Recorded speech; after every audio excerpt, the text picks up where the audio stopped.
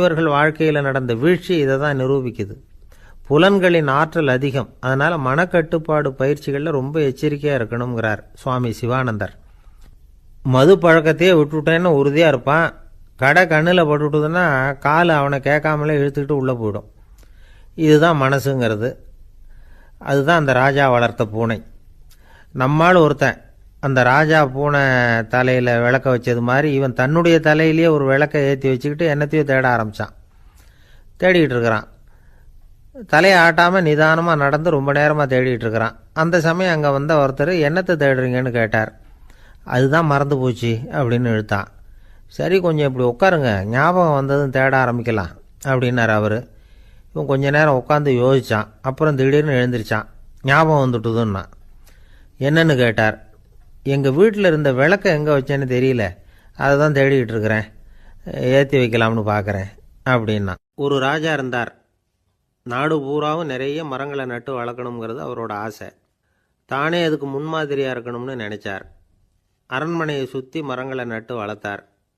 இதை பார்த்துட்டு ஜனங்களும் அவங்கவுங்க வீட்டை சுற்றி மரக்கன்றுகளை நட்டு வளர்த்தாங்க. கொஞ்ச காலத்தில் ஊர் பூரா பசுமையாக மாறிச்சு. எல்லாருக்கும் சந்தோஷமாக இருந்தது. இது ஒரு பக்கம் இருக்கட்டும். இப்போ நான் சொல்ல போகிற கதை வேறு. அதாவது அந்த ராஜா ஒரு நாள் தன்னுடைய அரண்மனையை சுற்றி இருக்கிற விதவிதமான மரங்களை எல்லாம் போய் பார்த்தார். எப்படி இருக்கிறீங்க அப்படின்னு ஒவ்வொரு மரத்துக்கிட்டையும் விசாரித்தாராம். எந்த மரமும் சந்தோஷமாக இருக்கிறதா தெரியல. அதுக்கும் மனசில் ஒரு குறை. முதல்ல ஆலமரத்துக்கிட்ட போனார். அது சொல்லிச்சு, மண்ணா, நான் நல்லா பெருசாக வளர்ந்துருக்கிறேன், அடர்த்தியாக இருக்கிறேன், கிளையெல்லாம் 4 பக்கமும் நல்லா படர்ந்து தான் இருக்குது, இருந்தாலும் எந்த பிரயோஜனமும் இருக்கிறதா தெரியல எனக்கு. என்னுடைய பழம்லாம் ரொம்ப சின்னதாக இருக்குது, என் கண்ணுக்கு சரியாக புறப்பட மாட்டேங்குது. நான் இருக்கிற சைஸுக்கு என்னுடைய கிளையில் இருக்கிற பழம்லாம் எவ்வளோ பெருசாக இருக்கணும், அது இத்தினூண்டு இருக்கிறது எனக்கு பெரிய அவமானமாக இருக்குது. இப்படி இங்கே நின்றுக்கிட்டு இருக்கிறதே ரொம்ப கூச்சமாக இருக்குது. ஒரு நல்ல புயல் வந்ததுன்னா பேசாமல் சாஞ்சு விடலாமான்னு பார்க்குறேன் அப்படின்னு புலம்புது ஆலமரம். சரி இருக்கட்டும்னு நினச்சிக்கிட்டு ராஜா அடுத்தபடியாக ஒரு அத்தி மரத்துக்கிட்ட போனார். அதுவும் புலம்ப ஆரம்பிச்சுட்டுது. நான் கூட பெரிய மரம் தான், இல்லை இலையெல்லாம் அழகாக தான் இருக்குது, பழம் அழகாக இருக்குது, இருந்தாலும் உள்ள விஷயம் இல்லையே, அத்தி பழத்தை புட்டு பார்த்தா அத்தனையும் சொத்தை அப்படின்னு பழமொழியே உண்டாயிட்டுதே. இப்படி ஒரு கெட்ட பேரோடு நான் இருக்கணுமா அப்படின்னு புலம்புது அது. சரி இது இருக்கட்டும் அப்படின்னு சொல்லி அடுத்தபடியாக வேப்ப மரத்துக்கிட்ட போனார். அது தன்னுடைய வேதனையை வெளியிட்டது. எனக்கு எவ்வளவோ மருத்துவ குணங்கள்லாம் இருக்கிறதா சொல்லிக்கிறாங்க, இருந்தாலும் என்ன பிரயோஜனம், என்னுடைய பழத்தை மனிதர்கள் யாரும் விரும்பி சாப்பிட்றது இல்லையே அப்படின்னுது. ராஜா அடுத்தாப்புல இருந்து ஒரு பனை மரத்துக்கிட்ட போனார். நான் நல்லா உயரமாக தான் வளர்ந்துருக்கிறேன், மற்ற மரங்கள்லாம் என்னை அண்ணாந்து தான் பார்க்கணும், இருந்தாலும் என்கிட்ட நிழலுக்காக யாரும் ஒதுங்கிறது இல்லையே அப்படின்னுது. என்ன இது, எல்லா மரமும் இப்படி திருப்தி இல்லாமல் இருந்துக்கிட்டு இருக்குதே அப்படின்னு நினச்சிக்கிட்டே ராஜா அடுத்தபடியாக அங்கே இருந்த ஒரு பைன் மரத்துக்கிட்ட போனார். அழகாக உயரமாக பசுமையாக தான் இருந்தது, ஆனால் பழமோ பூவோ கிடையாது. அதை நினச்சா அது வருத்தப்பட்டுக்கிட்டு இருக்குது.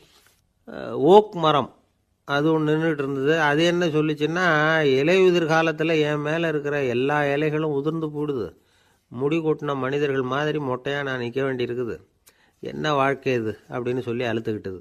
சரி புளிய மரம் என்ன சொல்லுது பார்ப்போம்னு அதுக்கிட்ட போனால், என்னுடைய நிழலில் யாருமே தங்க மாட்டாங்க, உடம்புக்கு சூடுன்னு ஒதுங்கி போயிடுவாங்க, அடிமரத்தை பார்த்தீங்கன்னா பட்டையெல்லாம் உறிஞ்சி பார்க்குறதுக்கே கேவலமாக இருப்பேன் அப்படின்னுது அது. முருங்கை மரம் என்ன சொல்லிச்சு தெரியுமா, என்னுடைய இலை காயெல்லாம் சாப்பிட்றவங்களுக்கு சத்து கொடுக்கறது வாசம்தான், ஆனால் என் உடம்புல சத்தே கிடையாது, கொஞ்சம் வேகமாக காற்று அடிச்சதுன்னா முறிஞ்சி விழுந்துடுறேன், என்ன வாழ்க்கை இது அப்படின்னு சொல்லி அது வருத்தப்பட்டது. ராஜா யோசனை பண்ணார். என்ன இது, மரங்கள் பூமியின் வரங்கள்னு சொல்கிறோம், மழை பெய்யறதுக்கு அதுதான் காரணம், பூமி செழிப்பாக இருக்கிறதுக்கும் அதுதான் காரணம், வீடு கட்டுறதுக்கு மரம், நாற்காலி செய்ய உபயோகப்படுத்துறதுக்கும் அதுதான் உபயோகப்படுது, மனுஷனுக்கு வேண்டிய ஆகாரங்களையும் கொடுக்குது, இப்படிலாம் இருந்தும் எல்லா மரமும் நிம்மதி இல்லாமல் இருந்துக்கிட்டு இருக்குதே அப்படின்னு நினச்சார். அப்போது அங்கே இருந்த ஒரு மகிழ மரம் அவர் கண்ணில் பட்டுது. அந்த மரம் மட்டும் கொஞ்சம் நிம்மதியாக மகிழ்ச்சியாக இருக்கிறது மாதிரி தெரிஞ்சுது. உடனே ராஜா அதுக்கிட்ட போனார்.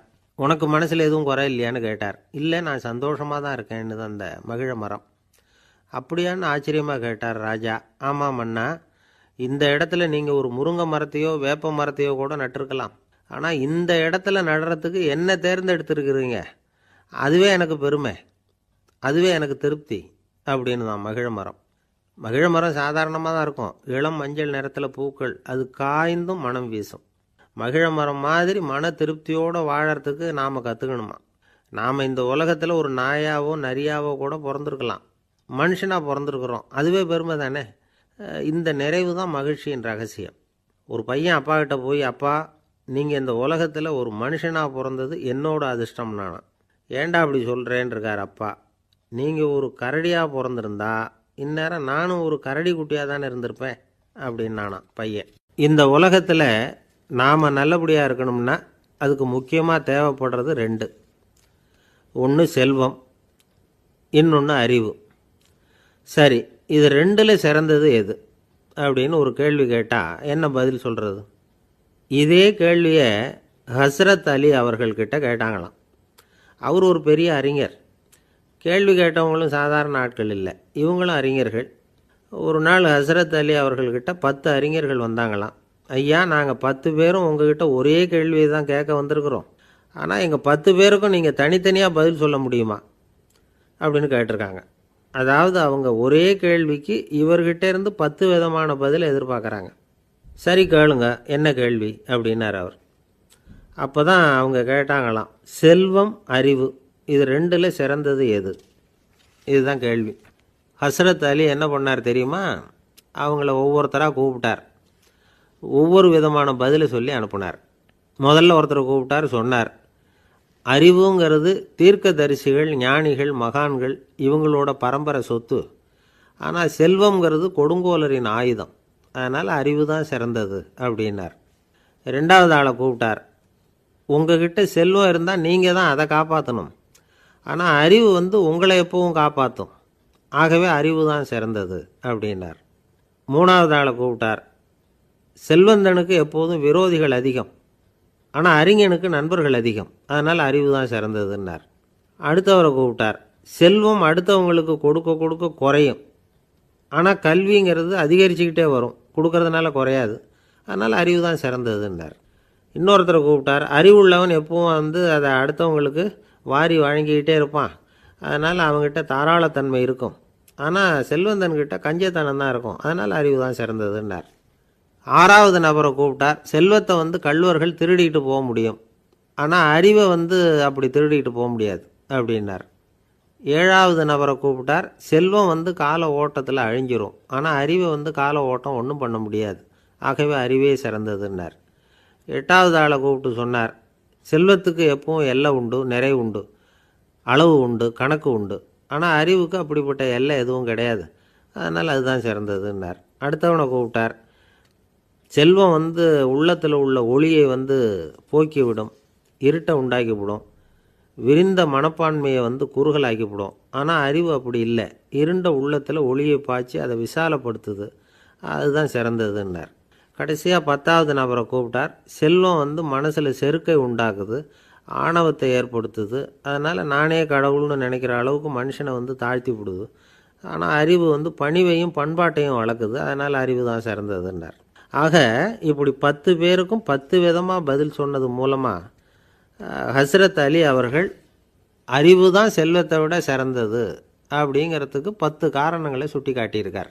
அந்த அறிஞர் 10 பேர் கேட்ட ஒரே கேள்விக்கு 10 பதில் சொன்னார். நமக்கு வேண்டிய ஒருத்தர் 10 பேர் கேட்ட கேள்விக்கு ஒரே பதில் சொல்லி சமாளித்தார். கேள்வி என்ன தெரியுமா? என்கிட்ட வாங்கின கடனை எப்போயா திருப்பி கொடுக்க போகிற? இதுதான் அந்த 10 பேரும் கேட்ட ஒரே கேள்வி. இந்த மாதம் 26ஆம் தேதி தந்துடுறேன் அப்படிங்கிற ஒரே பதில் சொல்லி அவ்வளவு பேரையும் இவர் அனுப்பி வச்சுட்டாராம். எல்லாரும் போனதுக்கப்புறம் இவரை தனியாக கூப்பிட்டு கேட்டிருக்கிறாங்க, அது என்ன சார் கணக்கு, 26ஆம் தேதி அன்னைக்கு என்ன அதிசயம் நடக்க போகுது அப்படின்னு கேட்டிருக்காங்க. அதிசயம் அன்னைக்கு இல்லை, அதுக்கு நாளே நடக்க போகுதுன்னாராம். விவரமாக சொல்லுங்கன்னு இருக்காங்க. வேறு ஒன்றும் இல்லைங்க, 26ஆம் தேதி தானே எல்லாரையும் வர சொல்லியிருக்கிறேன், அதுக்கு நாளே நான் புறப்பட்டு தலைமறைவாயிட போகிறேன் அப்படின்னாராம் ரொம்ப பெருமையாக. துருக்மேனியாவில் அஷ்காபாத் அப்படின்னு ஒரு நகரத்தில் ஒரு புவியியல் விஞ்ஞானி இருந்தார். அவர் ஒரு நாய்க்குட்டி வளர்த்தார். ஒரு நாள் முன்னிரவு நேரம் ஒரு மேஜைக்கு முன்னாடி உட்காந்து அந்த விஞ்ஞானி ஏதோ கணக்கு போட்டுக்கிட்டு இருக்கிறார். அவருக்கு ஒரு சின்ன பெண் குழந்தை, அது தொட்டிலில் தூங்கிட்டு இருக்குது. அந்த நாய்க்குட்டியும் ஒரு மூலையில் படுத்து அது பாட்டுக்கு தூங்கிட்டு இருந்தது. ஒரே அமைதி. அந்த நேரத்தில் திடீர்னு அந்த நாய்க்குட்டி துள்ளி எழுந்திரிச்சிது. நேராக குழந்தைகிட்ட ஓடிச்சு. அந்த குழந்தைய அது போட்டிருந்த ட்ரெஸ்ஸோடு சேர்த்து கவ்வி தூக்குச்சு. தூக்கிக்கிட்டு வாசல் பக்கம் ஓடிச்சு. நாய்க்குட்டி குழந்தைய கவ்வி தூக்க முடியுமாங்கிற சந்தேகம் உங்களுக்கு இல்லையா? நீங்கள் நம்ம ஊர் நாய்க்குட்டியவே பார்த்து பழக்கப்பட்டிருக்கீங்க. அதனால் நம்புறதுக்கு சிரமமாக இருக்கும். அந்த ஊர்லெலாம் அது ரொம்ப ஸ்ட்ராங்காக இருக்கும். ஏதோ கண்ணுக்குட்டி மாதிரி இருக்கும். விஞ்ஞானி அதை பார்த்துட்டார். உடனே அந்த நாய்க்கு வெறி பிடிச்சிட்டுதுன்னு முடிவு பண்ணிவிட்டு தன்னோட கை துப்பாக்கியை எடுத்துக்கிட்டு ஓடி வந்தார். அவர் வெளியில் நாய்க்குட்டி எங்கே அப்படின்னு பார்த்து தேடுறார். அந்த நேரத்தில் அந்த வீடு இடிஞ்சு விழுது. காரணம் பூமி அதிர்ச்சி. இப்படி பூமி அதிர்ச்சி உண்டாக போகுதுங்கிறது அந்த நாய்க்குட்டிக்கு முன்னாடியே தெரிஞ்சு போச்சு. அதுதான் குழந்தைய தூக்கிட்டு வெளியில் ஓடி வந்திருக்குது. அது மூலமாக அந்த குடும்பத்தையே காப்பாற்றிருக்குது அந்த நாய்க்குட்டி. இந்த சம்பவம் நடக்கிறதுக்கு 3 நாளைக்கு முன்னாடியே சில பிராணிகளுக்கு இப்படி நடக்க போகுதுங்கிறது தெரிஞ்சிருக்குதான். ஆமாம், அந்த நகரத்தில் 3 நாளைக்கு முன்னாடியே பாம்பு, பல்லி இதெல்லாம் அது தங்கியிருந்த வலையை விட்டு வெளியில் ஓடி வந்துட்டுது. அதே மாதிரி அங்கே இருந்த புறாவெல்லாம் பறந்து போயிடுச்சான். இதே மாதிரி யுகோஸ்லோவியாவில் கூட ஒரு நகரம், அங்கே ஒரு நாள் ராத்திரி ஒரு மிருக காட்சி சாலையில் திடீர்னு ஒரு பெரிய கலவரம், கூச்சல், குழப்பம். அங்கே இருந்த கழுதை, புலி, யானை, பறவை எல்லாம் கண்ணாபின்னான்னு கத்த ஆரம்பிச்சுட்டுது. நீர் யானை அதுக்குன்னு போடப்பட்டிருந்த தடுப்பையே தாண்டி குதித்து வெளியில் வந்துட்டு தான். மறுநாள் தான் எல்லாருக்கும் விஷயம் புரிஞ்சுது. அடுத்த நாள் காலையில் அங்கே பூமி அதிர்ச்சி உண்டாயிட்டுது. இப்போ பாருங்கள், அதாவது மனுஷனை போய் தீர்க்கதரிசி அது இதுன்னு சொல்லிகிட்டு இருக்கிறோம். இவனை விட அது பரவாயில்லைன்னு தோணுது. அதாவது மிருகங்கள் ஒன்று நடக்க போகுதுங்கிறத முன்னாடியே புரிஞ்சுக்குதே. சரி, இதெல்லாம் எப்படி அது முன்கூட்டி புரிஞ்சுக்குது? அதுதான் படைப்பு ரகசியம். அதை கண்டுபிடிக்கிறதுக்கு தான் மனுஷன் ஆராய்ச்சி பண்ணிகிட்டு இருக்கிறான். விஞ்ஞானிகளோட ஆராய்ச்சியெல்லாம் ஒரு பக்கம் இருக்கட்டும், வீட்டுக்குள்ளேயே சில ஆராய்ச்சி பண்ணி பாருங்களேன். இப்போ சில யோசனை சொல்லி அதை சோதனை பண்ணி பாருங்க அப்படின்னு ஒருத்தர் சொன்னாராம். அதாவது இப்போ மழை வருமா வராதா அப்படின்னு தெரிஞ்சுக்கணுமா, உடனே ஒரு பூனைக்குட்டி பின்னாடியே மெதுவாக போய் அது என்ன செய்யுதுன்னு கவனித்து பார்க்கணும். பூனைக்குட்டி தன்னோட பாதத்தினால சுகத்தில் அப்படி கீறிக்கிட்டு இருக்கும். அப்படி கீறினா கண்டிப்பாக மழை வரும். சில சமயம் பூனைக்குட்டி அப்படியே மல்லாந்து படுத்துக்கிட்டு பாதத்தை உயர தூக்கும், அப்படியும் இப்படியும் புரளும். இப்படி செஞ்சதுன்னா அன்னைக்கும் மழை இருக்காது. அதனால் முன்னாடி இருந்தது மழை வர்றதுக்கு அறிகுறி, இது மழை இல்லைங்கிறதுக்கு அறிகுறி. பறவைகள், பிராணிகள் இதுகளோட நடவடிக்கைகளை பார்த்துட்டு அதையெல்லாம் அடிப்படையாக வச்சு தான் காலநிலையை கண்டுபிடிக்கிற கருவிகளை கண்டுபிடிச்சிருக்கிறாங்க. வாத்து இருக்குல்ல, சில சமயம் தன்னோட அழகை தன்னோட இறகுகளில் அப்படியே புதைச்சிக்கும். அப்படி செஞ்சால் குளிர்காலம் வரப்போகுதுன்னு அர்த்தம். பருவநிலை குளிராக மாறப்போகுதுங்கிறதுக்கு இதுதான் அறிகுறி. சிட்டுக்குருவி இருக்குதுல்ல, அதெல்லாம் புழுதியில் உழுந்து புரளும். சிறகுகளை படபடன்னு அடிச்சுக்கும். அப்படி செஞ்சால் மழை வரப்போகுதுன்னு அர்த்தம். ஒன்று மட்டும் நாம் நல்லா தெரிஞ்சுக்கணும், இயற்கையின் சீற்றம்னு சொல்கிறோம் இல்லையா, இயற்கை ஏன் நம்ம மேலே கோவப்படுது? இயற்கையை நாம் அனுசரித்து போகிறதில்ல, அதனால் கோவப்படுது. காடுகளை அழிக்கப்படாது, விலங்குகளை கொல்லப்படாது, இயற்கை ஏற்படுத்தி வச்சிருக்கிற சமநிலையை கெடுக்கப்படாது. அதை புரிஞ்சுக்கிட்டு வாழ்ந்தோம்னா பூமியும் நடுங்காது, நாமளும் நடுங்க வேண்டிய அவசியம் இருக்காது. ஒருத்தர் இருந்தார், சாராய கடைக்கு போனாராம், நிறைய சாப்பிட்டார். அப்புறம் சொன்னார், இது ரொம்ப அற்புதமான சரக்கு போல் இருக்குது, உள்ளே போன உடனே இந்த பூமியே நடுங்கிறது மாதிரி இருக்குது எனக்கு அப்படின்னாராம். இதுக்கு கடைக்காரர் சொல்லியிருக்கார், நீங்கள் சாப்பிட்டது வெறும் பச்சை தண்ணி தாங்க, இப்போ ஏற்பட்டிருக்கிறது நிஜம் பூமி அதிர்ச்சி அப்படின்னாராம். ஒரு ஊரில் ஒரு ராஜா இருந்தார். அந்த ராஜாவுக்கு ஒரு மந்திரி. ராஜா ரொம்ப நியாயமானவர், நேர்மையானவர், கண்டிப்பானவர். தப்பு செய்கிறது யாராக இருந்தாலும் தண்டனை கொடுப்பார். வேண்டியவங்களுக்கு ஒரு நியாயம், வேண்டாதவங்களுக்கு ஒரு நியாயங்கிறதெல்லாம் அவர்கிட்ட கிடையாது. ஒரு சமயம் அரசவையில் அந்த அமைச்சரே விதிமுறைகளுக்கு புறம்பாக ஏதோ நடந்துக்கிட்டு இருக்கார். மன்னருக்கு கோபம் வந்துட்டுது. உடனே அந்த அமைச்சரை கிட்டத்தில் கூப்பிட்டு அவர் கன்னத்தில் ஓங்கி ஒரு அறை கொடுத்துட்டாராம். உடனே அந்த அமைச்சர் என்ன பண்ணார் தெரியுமா, நேராக போனார், அங்கே நின்றுக்கிட்டு இருந்த இன்னொருத்தர் கன்னத்தில் ஓங்கி அரைஞ்சார். அறை வாங்கினவர் திகைச்சு போயிட்டார். இவர் ஏன் நம்மளை அரைகிறார் அப்படின்னு யோசனை பண்ணார். மன்னரும் திகைச்சு போயிட்டார். நாம் இவரை அரைஞ்சா அதுக்காக இவர் போய் இன்னொருத்தரை அரையணுமா அப்படின்னு யோசனை பண்ணார்.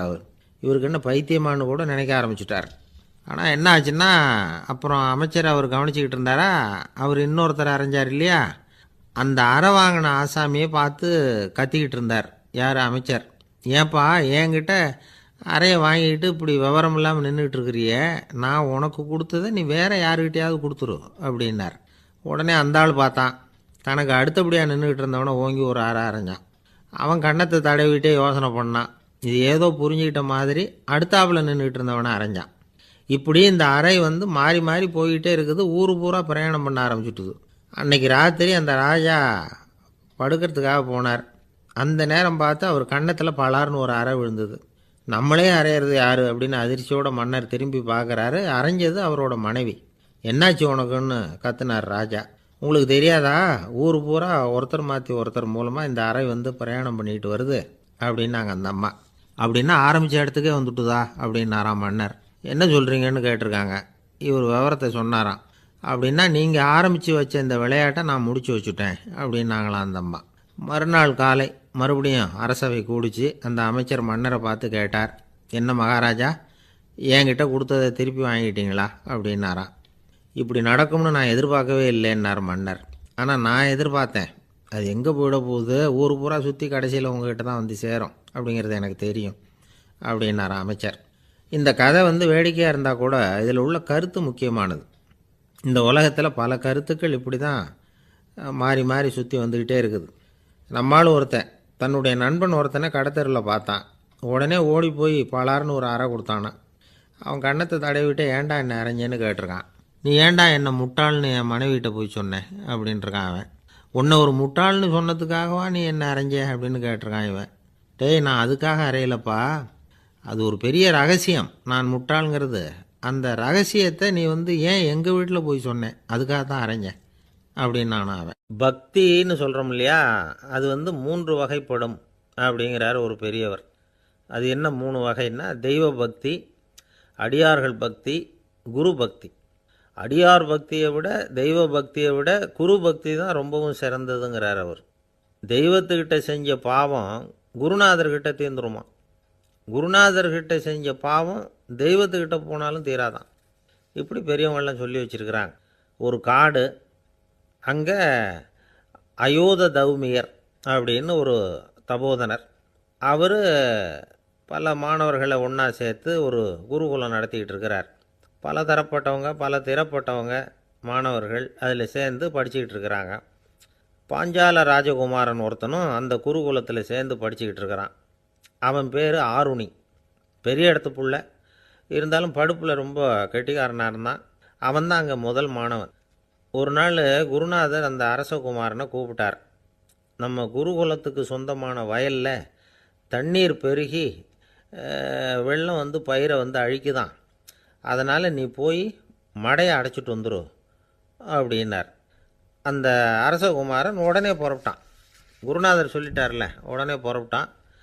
நான் பெரிய இடத்து பிள்ளையாச்சே, ராஜகுமாரனாச்சே, ரொம்ப செல்வாக்கூட வளர்ந்தவனாச்சே, நான் போய் வயலில் இறங்கி வேலை செய்கிறதா அப்படின்னுலாம் அவன் நினைக்கல. குருநாதர் கட்டளையை நிறைவேற்ற வேண்டியது நம்ம கடமை அப்படின்னு நினச்சான். உடனே ஒரு மண்வெட்டியை தூக்கி தோளில் வச்சுக்கிட்டு புறப்பட்டு போயிட்டான். வயலுக்கு போனான். பார்த்தான், தண்ணி கரையை உடச்சிக்கிட்டு வயலுக்குள்ளே ஏகமாக பாஞ்சிக்கிட்டு இருக்குது. இவன் மண்வெட்டியால் களிமண்ணை புல்லோடு சேர்த்து புல் பற்ற மாதிரி வெட்டி வெட்டி போட்டான். இருந்தாலும் மடையை அடைக்க முடியல. தண்ணி அதை மீறி வந்துக்கிட்டே இருக்குது. தண்ணி வந்து வேகமாக வயலுக்குள்ளே போய்கிட்டே இருக்குது. போடுற பத்தையெல்லாம் கரைஞ்சி கரைஞ்சி போயிட்டுருக்கு. இருந்தாலும் இவன் தன்னுடைய முயற்சியை கைவிடலை. வெட்டி வெட்டி போட்டுக்கிட்டே இருக்கிறான். காலையில் அங்கே போனவன் சாயந்தரம் வரைக்கும் இப்படி செஞ்சுக்கிட்டு இருக்கிறான். உடம்பும் மனசும் ரொம்பவும் சோர்ந்து போச்சு. இருந்தாலும் குருநாதர் இட்ட கட்டளையை நிறைவேற்றாமல் இருக்கிறோமேங்கிற ஒரு குறை அவனுக்கு இருக்குது. குரு கட்டளையை நிறைவேற்றாத நான் வந்து இன்னமும் இருக்கணுமா அப்படின்னு யோசனை பண்ண ஆரம்பிச்சிட்டான். என்ன செய்யலாம்னு பார்த்தான். நம்ம குருநாதர் இட்ட பணிக்காக இந்த உடம்பையே தியாகம் பண்ணலாம் அப்படின்னு முடிவு பண்ணான். தண்ணி பாயுதில் அதுக்கு குறுக்க விழுந்து அப்படியே மடையை அடைச்சிக்கிட்டு அப்படியே படுத்துட்டான். இது மற்றவங்களுக்கு தெரியாது. அன்னைக்கு ராத்திரி ஒரு விளக்கு முன்னாடி உட்காந்து குருநாதர் பிள்ளைங்களுக்கு பாடம் சொல்லி கொடுத்துக்கிட்டு இருக்கிறார். முதல் வரிசையில் இருக்கக்கூடிய ராஜகுமாரனை காணலை. நம்ம ஆருணி எங்கே போனா அப்படின்னு சொல்லி மற்ற மாணவர்களை விசாரித்தார். இப்போ அவங்க சொன்னாங்க, சுவாமி, அவன் காலையில் வயலுக்கு வந்து மடையை அடைக்கிறதுக்காக போனான், நீங்கள் தான் போக சொன்னீங்க, இன்னும் திரும்பி வரல அப்படின்னு அவர் பையன். குருநாதர் உடனே ஒரு தீவெட்டி எடுத்துக்கிட்டு மாணவர்களை அழைச்சிக்கிட்டு வயலுக்கு போனார். அங்கே போய் பார்த்தா ஆளை காணும். ஆருணி ஆருணின்னு சொல்லி சத்தம் போட்டு கூப்பிட்டு பார்க்குறார். நான் இங்கே இருக்கேன் குருநாதா அப்படின்னு காலுக்கு அடியிலேருந்து ஒரு சத்தம் வருது. குனிஞ்சு பார்த்தா அவன் மடையில் படுத்துருக்கிறான். என்னப்பா இதுன்னார். காலையிலேருந்து இந்த மடையை அடைச்சி பார்த்தேன் சுவாமி, முடியல, அதனால் இப்படி குறுக்க படுத்துட்டேன். என்னை தாண்டறதுக்கு பயந்து போய் தண்ணியை தேங்கி நின்றுட்டுது அப்படின்னா. அவனுடைய குரு பக்தியையும் அவனை தாண்டறதுக்கு அஞ்சு நிற்கிற தண்ணி தேக்கத்தையும் பார்த்துட்டு எல்லாரும் ரொம்ப ஆச்சரியப்பட்டு போயிட்டாங்களாம். ஆருணி எழுந்திரிச்சு வா அப்படின்னு கூப்பிட்டாரான் குருநாதர். அவன் தண்ணீரை பொழந்துக்கிட்டு எழுந்திரிச்சு வந்தானான். அதனால் அவனுக்கு உத்தாலகன் அப்படின்னு ஒரு பேர். உத்தாலகன்னா தண்ணீரை பிளந்தவன் அர்த்தம். அந்த உத்தாலகன் மாதிரி இந்த காலத்து மாணவர்களுக்கும் குரு பக்தி வேணும் அப்படின்னு சொன்னோம் ஒரு பள்ளிக்கூடத்தில். உடனே நிறைய மாணவர்கள் எழுந்திரிச்சு நின்னாங்க. சார், நீங்கள் எங்களை இன்னமும் சரியாக புரிஞ்சுக்கலன்னு நினைக்கிறோம். அன்னைக்காவது ஒருத்தன் அப்படி இருந்தான், இன்றைக்கி ஏகப்பட்ட உத்தாலகர்கள் இருக்கிறோம். எங்கள் வாத்தியார் கட்டளை இட்டால் இப்போவே அது மாதிரி வயலுக்கு போய் மடையில் குறுக்கப்படுத்துக்கிறதுக்கு இந்த வகுப்பில் உள்ள அத்தனை பேரும் தயாராக இருக்கிறோம் அப்படின்னாங்க. அப்படியா அப்படின்னு சொல்லி கேட்டோம் ரொம்ப சந்தோஷமாக. ஒருத்தன் ரொம்ப அடக்கமாக எழுந்திரிச்சான். அப்புறம் சொன்னான், ஆமாம் சார், வகுப்பில் இவர் நடத்துகிற பாடத்தை கேட்டுக்கிட்டு இருக்கிறத விட பேசாமல் போய் மடையில் படுத்துடுறது ஒன்றும் கஷ்டமான காரியமாக இருக்காது. அதனால தான் எல்லோரும் அங்கே போகிறேன்னு சொல்கிறோம் அப்படிங்கிறான். ஒரு இலக்கிய கூட்டம் ஏற்பாடு பண்ணியிருக்கிறோம், நீங்கள் அவசியம் அதில் பேசணும் அப்படின்னு கேட்டுக்கிட்டார் ஒருத்தர். வேணாங்க, 4 பேருக்கு முன்னாடி நிற்கிறதுனா எனக்கு ரொம்ப கூச்சமாக இருக்கும் அப்படின்னாரு இவர். ஏன் சார் இன்னமும் குழந்த மாதிரி கூச்சப்படுறீங்களே அப்படின்னார் அவர். அவரை ஒரு மாதிரியாக சமாளித்து அனுப்பி வச்சுட்டு அதுக்கப்புறம் அதை பற்றி இவர் யோசித்து பார்த்துருக்கார். சில நிபுணர்கள் எழுதியிருக்கிறத படித்தும் பார்த்துருக்கிறார். மனோதத்துவ நிபுணர்கள் என்ன சொல்கிறாங்க தெரியுமா? 10லேருந்து 20% குழந்தைகள் பிறக்கிறப்பவே கூச்ச சுபாவம் கொண்டதாக தான் இருக்குதான். ஒரு தாத்தா தன்னோட பேர பிள்ளைய ஆசையாக கூப்பிடுறார் விளையாட்டு காட்ட, அதை அழுதுகிட்டு ஓடி போகுது. ஒரு அம்மா தன்னோட பிள்ளைய பள்ளிக்கூடத்தில் சேர்க்கறதுக்காக கூப்பிட்டுக்கிட்டு போகிறாங்க. அந்த புள்ள அம்மாவோட முந்தானையில் ஒளிஞ்சிக்கிட்டு வெளில வரமாட்டேங்குது. இவங்களெல்லாம் எப்படி சமாளிக்கிறது? குழந்தைகளோட கூச்ச சுபாவத்தை போக்குறது எப்படி? இதுக்கு நிபுணர்கள் சில யோசனைகளை சொல்லியிருக்கிறாங்க. மற்றவங்களுக்கு முன்னாடி என் பையனுக்கு கூச்சம் ரொம்ப அதிகம் சார், மற்றவங்க பார்த்தா ரொம்ப வெக்கப்படுறான், இப்படி சொல்கிற அப்பாக்கள் உண்டு. என் பையன் புது மனுஷாலை பார்த்தா அட்டையாக ஒட்டிக்குவான் சார் அப்படின்னு சொல்கிற அப்பாக்களும் உண்டு. இப்படிலாம் குழந்தைகளுக்கு முத்திரை குத்துறது ரொம்ப தப்பான். புதுசாக யாராவது வீட்டுக்கு வந்தால் குழந்தை தானாக தன்னோட கூச்சத்தையும் பயத்தையும் போக்கிக்கிட்டு சகஜமாக மாறி வர்றதுக்கு வாய்ப்பு கொடுக்கணுமா. ஒரு கூட்டத்துக்கோ அல்லது சொந்தக்காரங்க கல்யாணத்துக்கோ குழந்தைய அழைச்சிட்டு போகிறீங்க, அங்கே போய் கட்டாயப்படுத்தி குழந்தைய மற்றவங்க கிட்ட பேச சொல்லக்கூடாது. சில சமயம் குழந்தை தானாக தன்னுடைய கூச்ச சுபாவத்தை விட்டு பேசுகிறதுக்கு முன் வந்தால் அதை பாராட்டணும். குழந்தை கலகலப்பு இல்லாமல் மௌனமாக இருந்ததுன்னா அதையும் கண்டுக்கக்கூடாது. குழந்தை பேச ஆரம்பித்தா அதை ஆர்வத்தோடு கவனிக்க தெரியணும். கலந்து உரையாடுற பழக்கத்தை வீட்லேயே ஆரம்பிக்கலாம். கேட்டதுக்கு பதில் சொல் அப்படின்னு நீங்கள் அதிகாரம் பண்ணிகிட்டு இருக்கக்கூடாது. அது குழந்தைக்கு பேசுகிற சந்தர்ப்பத்தை குறைச்சிருமா. இப்போ நாம் அதிகாரம் பண்ணால் கேலி செய்கிற பழக்கம் குழந்தைகளை ரொம்ப பாதிச்சிருமா. பெரியவங்களானதுக்கு அப்புறமும் சில பேர் கூச்சத்தோடவும் பயத்தோடவும் இருக்கிறதுக்கு இதுதான் காரணம். சின்ன வயசில் அவங்கெல்லாம் ஏதாவது கேலிக்கு ஆளாகி இருப்பாங்க. 2வது குழந்தை மூத்த குழந்தைய கேலிக்கு ஆளாகிற சந்தர்ப்பங்களை கண்டு கேலி பண்ணினா அது இளம் நெஞ்சங்களை விட்டு நீங்கிறதே இல்லையா. எப்பவும் குழந்தையோட நடை உடை பாவனைகளை பற்றி சொல்லிக்கிட்டே இருக்கக்கூடாதான். அதுவே கூச்ச சுபாவத்தை கொண்டுட்டு வந்துடுமா. அப்பா எங்கேன்னு யாராவது கேட்டால் இது மாதிரி இன்ன காரியத்துக்காக வெளியில் போயிருக்கார், இத்தனை மணிக்கு திரும்பி வருவார் அப்படின்னு சொல்கிற அளவுக்கு குழந்தைகளை பழக்கப்படுத்தி வைக்கணும். ஃபோன்லேயே யாராவது விசாரித்தா கூட இது மாதிரி பதில் சொல்லு அப்படின்னு சொல்லணும். சின்ன சின்ன மீட்டிங்கில் 4 வார்த்தை பேச தயார் பண்ணலாம். ஒரு கடையிலையோ அல்லது ஹோட்டல்லையோ ஏதாவது விவரம் கேட்கணும்னா உங்கள் குழந்தைய தைரியமாக அனுப்புங்க. குழந்தைகள் பணிவாகவும் பொறுமையாகவும் விவரம் கேட்குறப்போ கூச்ச சுபாவம் தானாக போயிடும்.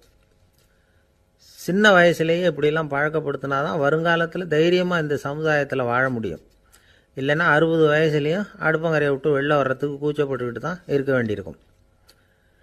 இந்த காலத்து பிள்ளைங்க எவ்வளவோ பரவாயில்ல, எதுக்கும் தயங்குறதில்ல, கூச்சப்படுறதில்ல. ஒரு அம்மா அடுப்பங்கரையிலேருந்து சத்தம் போட்டாங்க, டேய் ராமு, தயவு பண்ணி அந்த டிவியை நிறுத்துறா, அந்த பெண்ணோட குரல் மகா மோசம், அடுப்பங்கரையில் இருக்கிற என்னாலேயே அதை சகிச்சிக்க முடியல அப்படின்னாங்களாம். உடனே பையன் கொஞ்சம் கூட தயங்காமல் பதில் சொல்கிறான், அம்மா, இந்த குரல் டிவியிலேருந்து வரல, எதிர்த்த விட்டு மாமி தான் இங்கே வந்திருக்கிறாங்க, அவங்க தான் இப்போ என்னோட பேசிக்கிட்டு இருக்கிறாங்க அப்படின்னு நானும். ஐயா, உங்கள் பேரை தொடர்ந்து தினம் கேட்டுக்கிட்டு இருக்கிறேன் அப்படின்னார் ஒருத்தர். தொடர்ந்து கேட்குறீங்களே, உங்களுக்கு காது வலிக்கலையா அப்படின்னு கேட்டோம். பேசுகிற உங்களுக்கே வாய் வலிக்கலை அப்படிங்கிறப்போ கேட்குற எங்களுக்கு எப்படி காது வலிக்கும் அப்படின்னார். நம்ம உடம்புல ஒரு அதிசயம் என்ன தெரியுமா? ரொம்ப நேரம் நாம் நடக்கிறோம்னு வச்சுக்கோங்க, கால் வலிக்கும். ரொம்ப நேரம் வேலை செஞ்சால் கை வலிக்கும், உடம்பு வலிக்கும். ரொம்ப நேரம் பார்த்துக்கிட்டே இருந்தால் கண்ணு வலிக்கும், ரொம்ப நேரம் பேசிக்கிட்டே இருந்தால் வாய் கூட வலிக்கும். ஆனால் ரொம்ப நேரம் கேட்டுக்கிட்டே இருக்கிறதுனால காது வலிக்கிறது இல்லை. அதனால் கேட்கறதுக்கு முக்கியத்துவம் கொடுத்தாங்க நம்ம பெரியவங்க. திருவள்ளுவர் தேவையில்லாமல் வார்த்தைகளை உபயோகப்படுத்த மாட்டார். ஒரு திருக்குறள்னு எடுத்துக்கிட்டாவே அதில் மொத்தம் 7 வார்த்தைகள், அவ்வளவுதான்.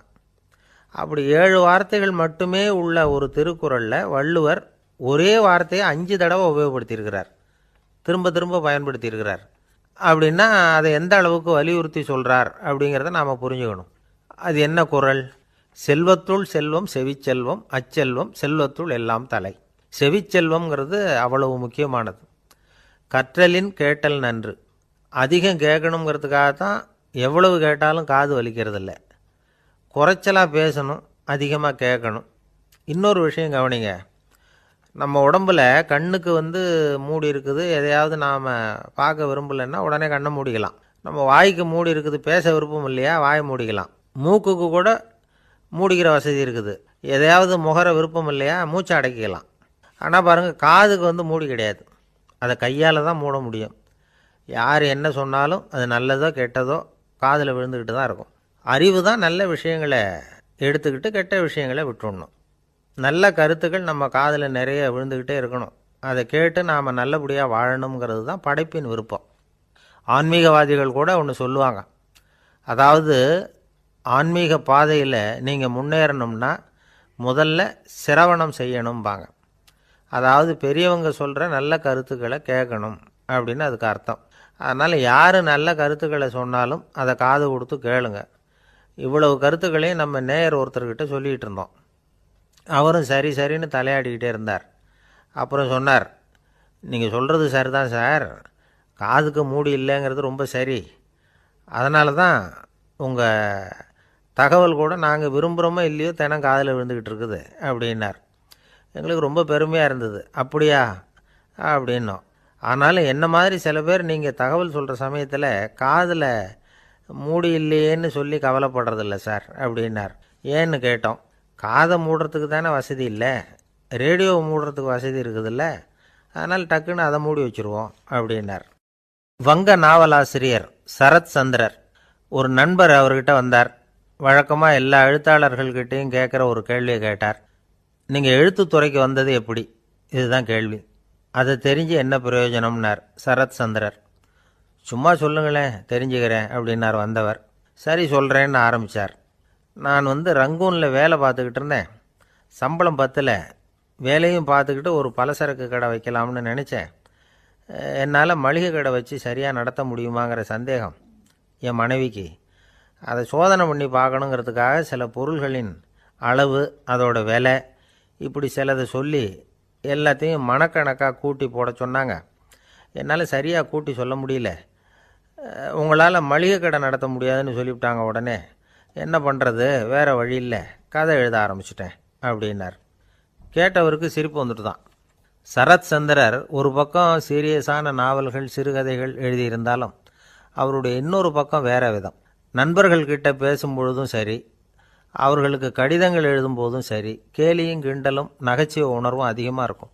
காந்திஜி ஒரு சமயம் கல்கத்தாவுக்கு வந்திருந்தார். தேசபக்தர்கள் பல பேர் அவர்கிட்ட பேசிக்கிட்டு இருந்தாங்க. அப்போது சரத் சந்திரரும் அங்கே இருந்தார்.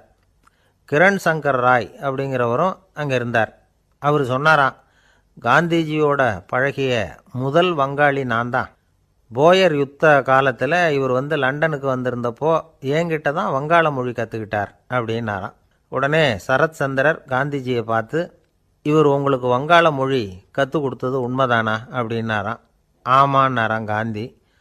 அதனால தான் உங்களால் வங்காள மொழி கற்றுக்க முடியல அப்படின்னாராம். எல்லாரும் சிரித்தாங்களாம். சரத் சந்திரர் சாம்தாபேர் அப்படிங்கிற கிராமத்தில் தங்கியிருந்தார் ஒரு இலக்கிய நிகழ்ச்சியில் கலந்துக்கிறதுக்காக. அதுக்காக ஒரு கல்கத்தாவுக்கு போக வேண்டிய சூழ்நிலை. அதுக்காக புறப்பட்டார். அந்த சமயத்தில் பின்னாடி இருந்து யாரோ அவரை கூப்பிட்டாங்க. இப்படி கூப்பிட்டவரை பார்த்து இன்னொருத்தர் யாரோ அதட்டி இருக்கிறாங்க. போகிறவரை ஏன் இப்படி கூப்பிடுறீங்க அப்படின்னு. ஏன் கூப்பிட்டா என்னன்னு கேட்டிருக்கார் சரத் சந்திரர். புறப்படுறவங்கள பின்னாடி இருந்து கூப்பிடுறது அபசகுனம், போகிற இடத்துல ஏதாவது ஆபத்து வரலாம் அப்படின்னு அதுக்கு விளக்கம் கொடுத்துருக்கிறார் அவர். உடனே சரத் சந்திரர் சொன்னாராம், இதோ இவங்க என்னை இலக்கிய கூட்டத்துக்கு அழைச்சிட்டு போகிறாங்களே, இதை விட வேற என்ன ஆபத்து வந்துட போகுது அப்படின்னாராம். இப்படி சரத் சந்திரருக்கு இயல்பாகவே நகைச்சுவை உணர்வு உண்டு. அவருடைய நண்பர் ஒருத்தர் வீட்டுக்கு கூப்பிட்டுருந்தார். அங்கே ஒரு கச்சேரிக்கு ஏற்பாடு பண்ணியிருந்தாங்க. சரத் சந்திரருக்கு இயல்பாகவே கச்சேரியில் நீண்ட ஆலோசனையெல்லாம் கேட்குறதுக்கு பொறுமை இருக்காது. அதனால் மெதுவாக பாட போகிறவர் எப்படி அப்படின்னு கேட்டிருக்கார். அவருக்கு ரொம்ப நல்லா பாட தெரியும் அப்படின்னு சொல்லியிருக்கிறாங்க. அதுக்கு சரத் சந்திரர், பாட தெரியுங்கிறது சரி, பாட்டை நிறுத்த தெரியுமா அதை சொல்லுங்கள் முதல்ல அப்படின்னாராம். கங்கை கரை தோட்டம் பக்கத்தில் ஒரு ஆசிரமம், அங்கே ஒரு பெரியவர் தங்கியிருக்கிறார். அவர் தான் ராமகிருஷ்ண பரமஹம்சர்.